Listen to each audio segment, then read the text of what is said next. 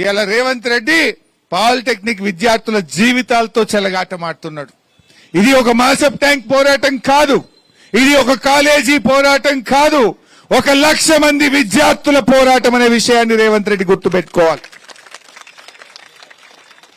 మొన్న ఢిల్లీలో చూసాం, నీట్ ప్రశ్నపత్రం లీక్ అయితే జెన్జీ ఉద్యమాన్ని ఢిల్లీ వీధుల్లో మనం చూసాం.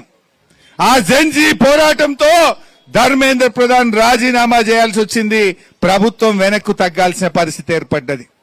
ఢిల్లీ జెన్జీ చూసాం, ఇప్పుడు తెలంగాణలో 1,00,000 మంది జెన్జీ పాలిటెక్నిక్ విద్యార్థుల పోరాటం చూస్తున్నాం. గత 20 రోజులుగా ఈ జెన్జీ విద్యార్థులు, ఈ పాలిటెక్నిక్ విద్యార్థులు 20 రోజుల నుంచి జీవో 97 రద్దు చేయాలని మీరంతా కూడా పోరాటం చేస్తున్నారు. మీ పోరాటానికి నా సెల్యూట్. ఈ మధ్య 2 వీడియోలు చూశాను. మహబూబాబాద్ లో ఒక విద్యార్థి పోరాటం చేస్తుంటే ఒక సిఐ అతని గొంతు బట్టి బిసుకుతా ఉన్నాడు. నేను అడుగుతున్నా, రేవంత్ రెడ్డి, ఈ విద్యార్థులు ఏమైనా టెర్రరిస్ట్లా? ఆ విద్యార్థులను గొంతు పెట్టి బిసుకుతా ఉన్నావు. మొన్నెక్కడో ఒక పోలీస్ అధికారి ఒక పాలిటెక్నిక్ అబ్బాయిని సూర్యాపేటలో అరెస్ట్ చేస్తే పాలిటెక్నిక్ అమ్మాయిలంతా పోయి చుట్టుముట్టి ఆ అబ్బాయిని విడిపించి తీసుకొచ్చిన వీడియో కూడా మనం చూసాం. రేవంత్ రెడ్డి, జెన్జీని తక్కువ అంచనా ఏకు. నరేంద్ర మోడీని, కేంద్ర ప్రభుత్వాన్ని గడగడలాడించింది ఈ తరం జెన్జీ. నువ్వెంత రేవంత్ రెడ్డి?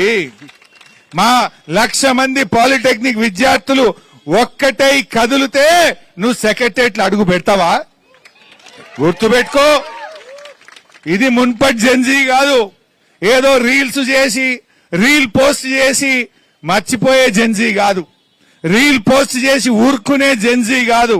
అవసరమైతే రోడ్ల మీదకి వచ్చి తమ భవిష్యత్తును కాపాడుకునే జెన్జీ ఈ తరం జెన్జీ.